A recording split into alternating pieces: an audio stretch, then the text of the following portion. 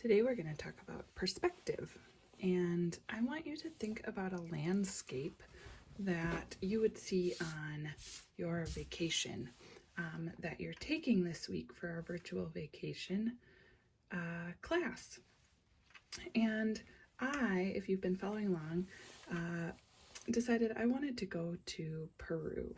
And so I'm going to draw a mountain landscape. The first thing that I always do when I'm drawing a landscape is draw the horizon line. And this could be right in the middle of your paper. It could be a little up, a little down, but I wouldn't put it too far at the top or bottom. Okay, somewhere in the middle. And the next thing I'm going to do is put a vanishing point, which is just a point on the horizon. Some of you might use this, some of you might not. It's really up to you and what kind of landscape you're going to be doing. But what I want to talk about today is basic perspective. And there's a couple things that can make your drawing really show that it is showing depth of space. So having something go back in space and showing that in your drawing. And the first kind of thing to understand is that things that are closer to you are bigger, and then they get smaller as they go farther away. So I'm going to show you that in my river. I'm going to have a mountain river coming like this. And so I'm doing it from the vanishing point, and it's going to start really small and narrow, and as it gets closer to me, it's going to get bigger, and that automatically starts to create a depth of space.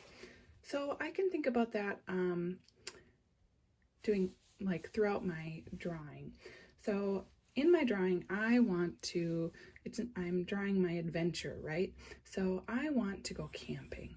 And I'm going to draw just a simple triangular tent. Maybe some of you have slept in a tent that looks like this. I'm going to draw it right here. I'm just going to draw the front for now. And then I can start thinking about 1 point perspective. And if this is too complicated, you just skip this part. But some of you are probably ready for 1 point perspective. And what that means is I'm going to connect these lines. This one too, but it's going to be hidden back to my vanishing point like this. Okay, so I'm going to do all of those. So I'm going to connect this back, not all the way because I don't want my tent to go on forever. I'm going to do it like this. This one goes behind, so I'm not going to draw that one. And then I'm going to copy the direction of this line right here to make my tent look three-dimensional. Now, if I make another tent back here, let's say I'm camping with some friends, I am going to do the same thing, and you're going to see that it shows a very different part of the tent. So I'm going to go like this, connecting those back here, and I'm going to draw it like that. Okay, and this one, you can see it just a tiny bit. See just a tiny bit of that. So now I have 2 tents, and you'll notice that the second tent, because it's farther away from me, it's smaller. Okay, I want you to think about that when you're drawing. I can also do that with trees, and trees are kind of blobby, natural shapes, so I don't need to worry about drawing them back to the vanishing point. It's more these geometric straight edge shapes that need to go back here. I'm going to add some trees to my, well, you can't really tell it's a mountain yet, but it's going to be a mountain. I'm going to tuck this tree back there. Another thing that you can think about is overlapping. So you'll see that with my tent, I overlapped the tent in front of the river. And that helps us understand what is in front and what is behind. So you can think about doing that with trees, or rocks, or tents, or objects. That really helps the viewer kind of understand. What other things should I put in here? I think I'm going to put a little fire pit. So I'm going to draw some rocks.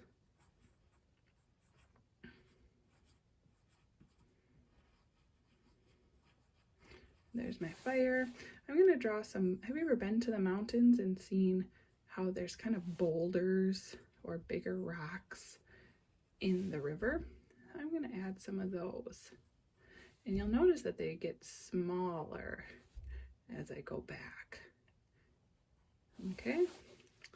And of course I want to make it look like a river and not a road. So I'm going to have some water lines coming through. Okay. And it's a mountainscape, right? Where are my mountains? So one of the other things that you can think about when you're drawing a landscape is atmospheric perspective, which is also called aerial perspective. And that tells you that things get closer together and smaller as they go back into space. It also tells you that things get lighter and generally become more blue in color when they go back in space. So I added my mountains there, and I'm not going to add color quite yet because you don't have to add color for your drawing, but you can if you have that available. Instead, I'm going to finish just adding a few more trees. And again, I'm thinking about that, how they get smaller and often closer together as they go farther back.